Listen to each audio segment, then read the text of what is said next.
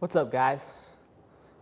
So this morning, I wanted to talk a little bit about commercial woodwork and the complications that can come with it. Because one thing about commercial work, as opposed to working directly with like homeowners or consumers, is there's a lot more variables and there's no excuses, right?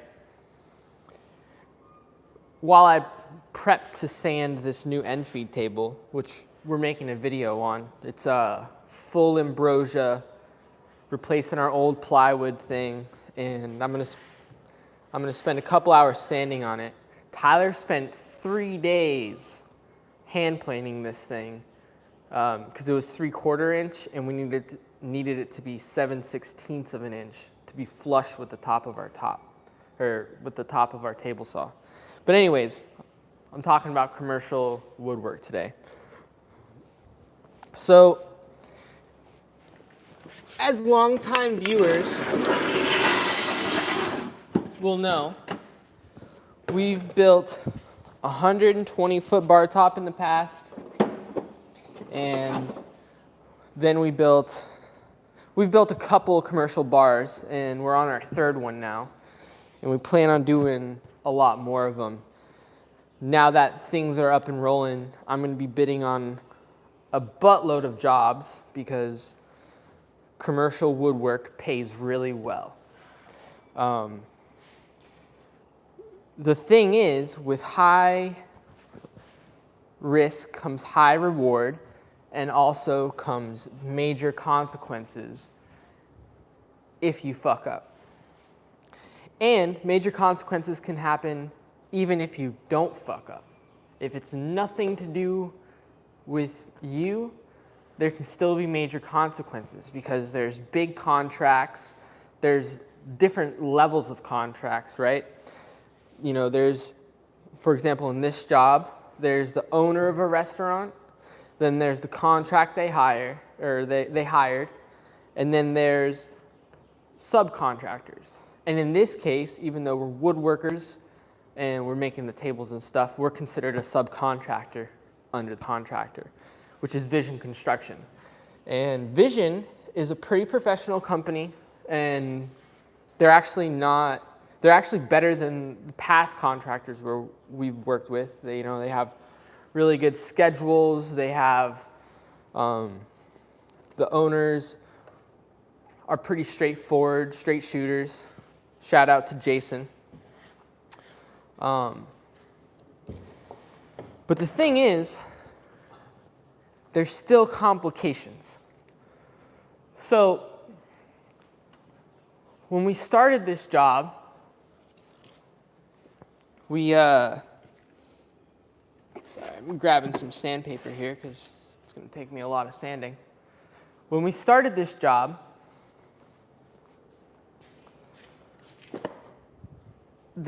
someone made us aware of a roof leak that was happening. And they said it was a minor roof leak and it wasn't a big deal. But here's the thing about woodworking. Water and wood don't mix until the wood is properly sealed and protected. Because when the bar top's done and all the benches that Tyrone is making are done, there shouldn't be any issues because a restaurant environment already has a bunch of water problems. People spilling drinks, But when you're installing the benches and you're making the bar top and installing the bar top, you're dealing with raw wood at that time. And raw wood hates water. And we're dealing with cypress, so it's a little better when it comes to water, but nevertheless, we need to protect our work. Anyways, so Tyrone's up there right now, and he's doing all of the install work. He does all of our install work now. He's so pro. He's a better woodworker than Tyler and I. And he specializes in finish work and install. So from now on, that's who we'll be using. And he's actually really dedicated to TNT. You can think of it now as TNT and T, because Tyrone's the man. He's investing a lot of time and a lot of effort. You know, like Tyrone actually is working on all these sample boards for us, and we're going to have this whole wall finished after this job. But anyways, back to the problem at hand.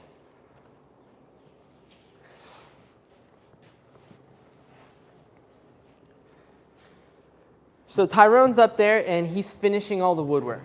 He's finished like 5 or 6 benches, and he finished installing the bar top.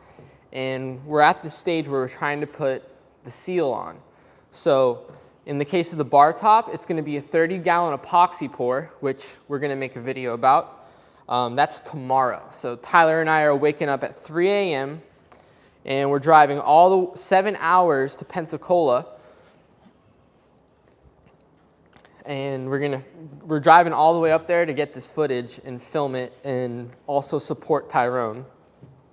Because an epoxy pour this size is scary no matter who you are, especially in a commercial setting, because if you fuck it up, that's an issue, right? But anyways, and then on the benches, it's going to get a penetrating coat of epoxy followed by 2 or 3 coats of a spar urethane. And the reason we chose spar urethane is because it's made for outdoor environments, which includes rain and sun and all that stuff.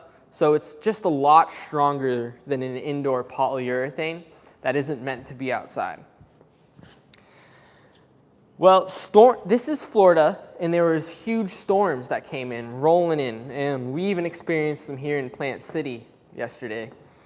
And Tyrone calls me and he says, "Hey Tony, there's 4 roof leaks. I have pictures of all of them. One's over the bar, which is still raw, and one is leaking on one of the benches, you know, and the other benches are relatively safe." Now here's the problems those roof leaks present. Other than the obvious, it's leaking water onto our work. When you're in an environment like that, the roof leaks can also cause a lot of humidity to form inside of the building. And because there's ACs on, that humidity will condense and become water. You know, it'll go from water vapor to liquid water. And that's a big issue. That can cause warping, cracking, fraying, splitting, all types of shit in wood, even in cypress. And you'll see Tyrone did the perfect job. And that's actually one of the things TNT is now 100% committed to, is doing the perfect work. So our reputation will be known throughout the commercial world. And people can rely on us to do things on time. If something comes up, we're so transparent, and we talk even before any issues can come from whoever is paying us to do work. But he calls me and he tells me about these roof leaks. And here I am like, shit, I don't want to get sued for anything, especially because it's out of our control. So that's a complication, but here's the thing. We can't be off schedule, and if we have to go back up to Pensacola, you know, that's $3,500 to reschedule a 4-day work operation. So tomorrow you're going to see all the precautions we're taking because we're going over and above. But I'll save that info for the actual video. This is more of me kind of just like talking about it and making it known. So we're going to go up there. We're going to be doing some different things. And I'm really excited to film this epoxy pour.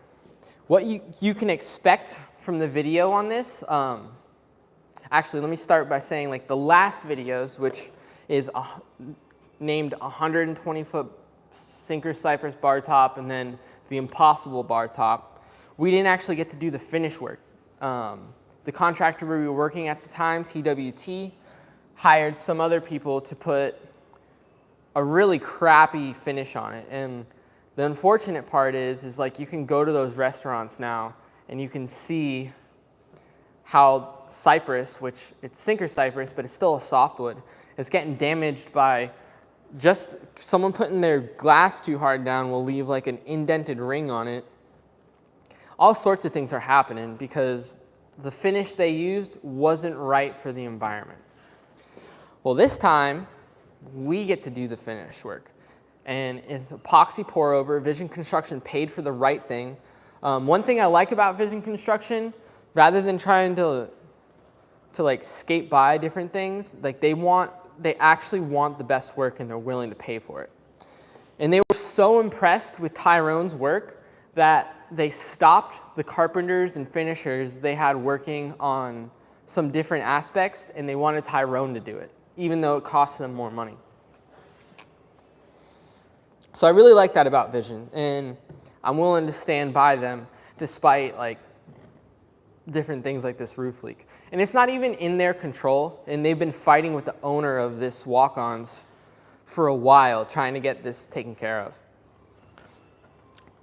But anyways, that's kind of like a complicated situation up there.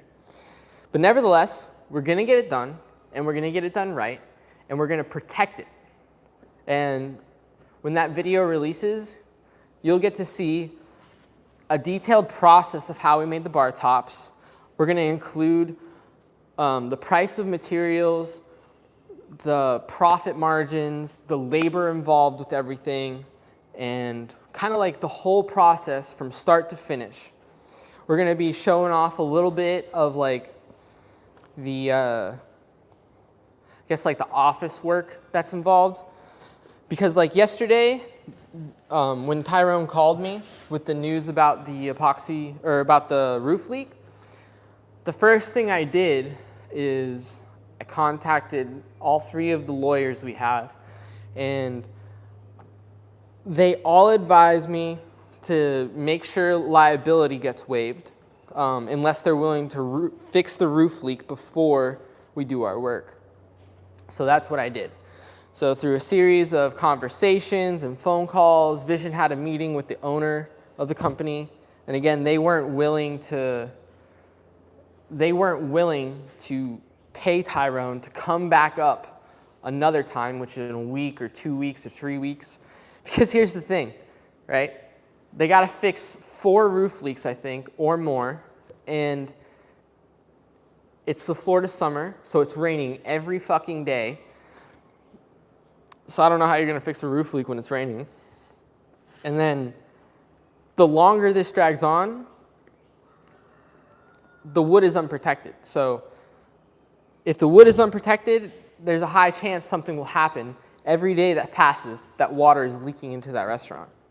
And then on top of that, Tyler, Tyrone, and I would like to get paid. So we were instructed to move forward by the superintendent that's on the job, named Robert, and move on we shall. Kind of lost my train of thought, but either way, that's what you get to expect from this job that we're working on.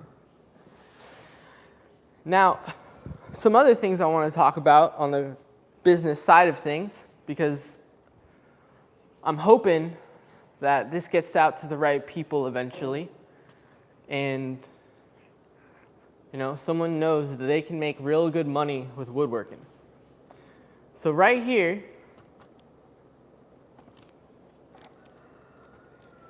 for those of you who are tuned in, we just finished a video showing how to install C-channel in the back of this Purple Heart. Below this, we have an ambrosia and walnut desk that we are also making a video on. So you can learn how to you can learn how to do an epoxy top and do wide glue ups. And we had our friend over at Triple L Rustic Designs, Trey, do the flattening work on this for us. So this is a desk, this is a vanity, and it has a sink cut out for it. Over here, we have all the blanks for the 100 epoxy boards that we're going to make. What we're running into now, and man, if an artist happens to watch this live stream, which they probably won't, but if they do, we are looking for an epic design. We already have some examples, and I'll also be releasing a little video on that, showing the examples that everyone here on the farm has come up with, but it's not a fuck yes for me. And the way Tyler and I like to run, if it's not a hell yeah, then it's a no. So if it's just like oh, that's cool, but it's a no. So we have these boards here just waiting for the right design. So over the next week, I have to figure that out. So that's going, and that should generate a good amount of revenue. Here behind some clutter, we actually have a desk for our boy Lord Necros, but he's dropped off the face of the earth, and I can't get a hold of him, so I don't necessarily want a huge desk laying around for no reason. As you can see, here's our products now. Here's our sample wall. Just used this sample wall yesterday. We got an order for a 4x8 cherry table, also a 3x4 ambrosia table. And luckily we have those materials in stock, but we are running really skinny on lumber. And on that note, I have some exciting news to share. So by now, everyone should know that we're basically sponsored. We're not officially sponsored, but Bidwell Wood and Iron is supporting our business and helping us grow. So, that's basically a sponsor. And what they're going to be doing is sending a whole truckload of they're going to be sending a truckload of varieties of wood that you can't get locally. So that's going to be redwood, cottonwood, English walnut. I forget the pronunciation of it, but it's some walnut that starts with a C that's fucking epic. It's like Calypso or something like that walnut, but it's better than the stuff we got here. They're going to be sending this hard eucalyptus that's like a mix of sapelli, purple heart, and sycamore, but it's not soft.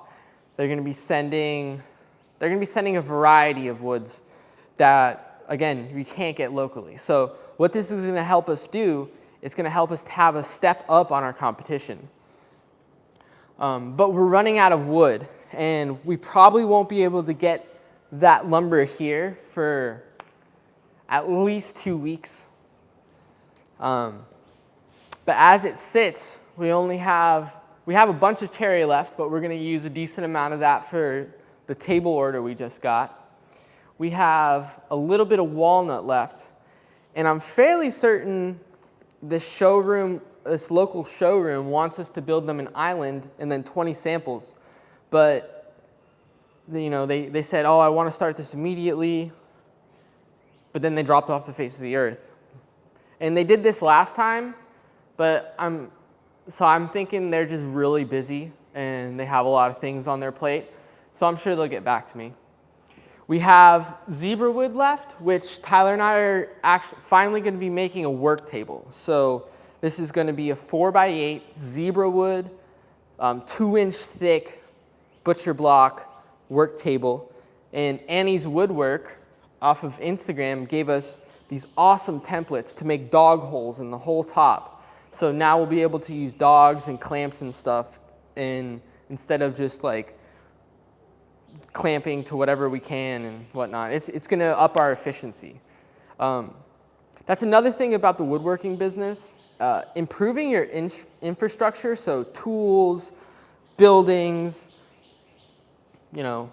anything that improves the efficiency of your work can be considered infrastructure. And right now, Tyler and I are very gung-ho on that. So anyways, we have a lot of stuff going on right now. And we're really excited because the future is looking wicked bright. One thing back here that we haven't made the video about, but JLT, they're not a sponsor, but we're an affiliate now, so you can save money, and we don't get any kickbacks for it, but you can save money just because we've made videos and now it's like farm made or whatever, but that's not the point. The point is, they did, however, send us a sweet panel flattener and then a whole bunch of clamps and then some of these hold down brackets, which we have yet to use, for a discounted price. And this is the first time that we've received a benefit just for making videos, and it feels awesome. Now, before Triple L Rustic made a video for us, it took us 2 years to get to 650 subscribers. And a handful of you are loyal, diehard fans commenting, and we really appreciate that, and we'll never forget that. As we grow, we'll remember people like Dean and Jessica. Those two stand out because they're always commenting. But there's 20 or 30 of you that we really appreciate the interaction you have, and we definitely notice every single comment. And we try to respond to every single one when we can. But anyways, now we're over 1,300 subscribers. So we've hit the mark now for subscriber count. And all that's left to do on YouTube is hit the watch hour count. So for those of you who don't know, if you're trying to actually make money off of YouTube, you need 4 different things. One of them is kind of basic, like 2-step verification. I forget what the other basic one is, but it's a little irrelevant because almost everyone can do it. But the 2 main ones are getting 1,000 subscribers and 4,000 watch hours. Now, funny enough, last year we were actually at the 4,000 watch hours because we were producing a lot of content. And even though that content didn't necessarily do so well, and it's not and it's because when you're not in the YouTube partner program, they don't often recommend your videos unless they're really, really good, because they have so many people in that program, which helps YouTube make money, right? But we were actually at the 4,000 watch hours before, but we were never at 1,000 subscribers. And what's really interesting right now is now we're over 1,000 subscribers, but we're only at 2,000 watch hours. So I'm going to be getting my butt in gear, and I'm going to start producing a lot more valuable content. I actually got a lot of good feedback off of the last video we made, which was showing how to sync cChannel in the back of tables with a router. Definitely, if you want to learn how to keep tables flat, that's a good video to watch. Tyler did a great job filming every step of the way, and then I took that footage and I put a voiceover on top of it, and I actually nailed it this time. So I didn't stutter, I didn't pause, I didn't throw any ums in there. So it was a really good video, and YouTube's actually recommending it. So that means they also think it's a good video. But anyways, I'm going to be getting my butt in gear. So videos that you can expect to come is turning scrap into cash. So that's the video about making the 100 epoxy boards. And most of the wood that we used there was all scrap. So even though it may not seem like it, the walnut was scrap because we started with 1,000 board feet of superior FAS walnut, and over the course of 6 months, everyone kept picking out the dark pieces and leaving the blonde aside. And then we got some orders for walnut, and guess what? They wanted dark walnut. They didn't want any blonde. So we consider the blonde scrap at this point, even though some of you may not. And then we had a huge pile of cutoffs. So when you're making a bunch of, I'm getting too far into it, but when you're making a bunch of countertops, you inevitably end up with a bunch of cutoffs. So we used that. So this video is, and the project is, with the intention is to build some capital up, because Tyler and I basically spent all of our money in the last 2 years building the shop. You can expect to see a video on how to make wide tables with any size planer, which I already made one in the past, but it's not as quality as I'd like it to be. So it's going to be a step-by-step process, whether it's flat glue or butcher block style. This will be the video if you want to learn how to do it, and you only need a 13-inch planer. You're going to see a video about this end feed table and what it took to make this. So if you're interested in making something cool like this, this is an 80-inch by 80-inch ambrosia end feed table. And we used the best figured ambrosia, including some with burls in it. There'll be that one. There's going to be the video about this commercial bar top that we've been doing. So that's going to detail it's going to detail the whole job, from cost of materials, labor hours, profit margin, and then the actual footage of the whole build and what we did to ensure a perfect job. One side note, people often criticize us for including like profits and costs and all that. And they're telling us like we're showing off and whatnot, but the actual intention of this is to help the young and hopeless who are told that they have to follow a certain path in life when they don't actually have to. Like, you can actually make good money by being a full-time woodworker. And that is not something that I learned growing up. So I pursued college and wanted to become a doctor and did all these things that didn't fulfill my life. But why we include the profit is because, you know, if I would have known as a young person that I could be doing this, I would have started it sooner than later. Fresh out of high school, I wouldn't even have thought about college. I would have bought some tools and started making things because I enjoy it, I love it, and then it's really rewarding because, you know, most of our customers, 95, 99% of our customers love what they get, you know? And then the other 1% of it, like, we have problems with. But that's with any business. But anyways, another video you can expect, let's see here.